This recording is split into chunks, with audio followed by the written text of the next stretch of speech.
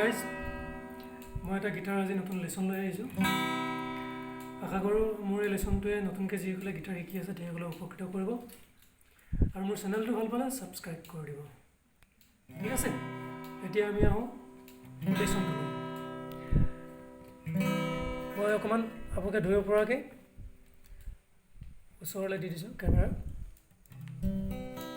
তো প্ৰথমতে আহিছোঁ এডাল ই ষ্ট্ৰিং এটা বি ষ্ট্ৰিং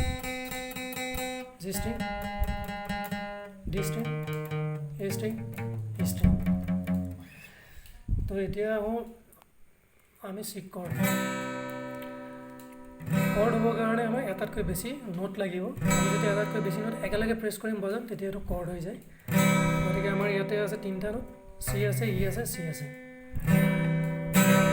তো গতিকে এতিয়া এইটো এটা হ'ল C chord আমি এতিয়া C স্কেলটো বজাম কেনেকৈ বজাম C স্কেল বজাবৰ কাৰণে আমি প্ৰথমতে যাব লাগিব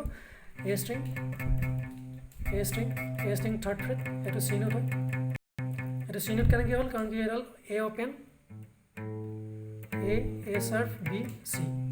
তো এটা C note D note open Re second fret Ga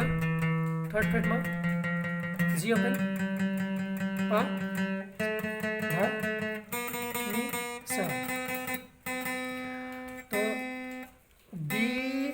আমি প্ৰেছ কৰিলে এটো C হ'ল ওপেন B এটো C সা নি ধা পা মা গা ৰে সা সা রে গা মা পা ধা নি সা সা নি ধা পা মা গা রে সা সা রে গা মা পা ধা নি সা সা নি ধা পা মা গা রে সা তো আমি গিটাৰত আমি অলংকাৰ গাব পাৰোঁ গিটাৰতকৈ হাৰমনিয়ামত বেছি ভাল হয় গতিকে আমি গিটাৰৰ অলংকাৰটো সা ৰে গা মা পা ধা নি সা সা নি ধা পা মা গা ৰে সা সা ৰে গা মা পা ধা নি সা সা নি ধা পা মা গা ৰে সা ঠিক আছে তো আকৌ এবাৰ কৈ দিছোঁ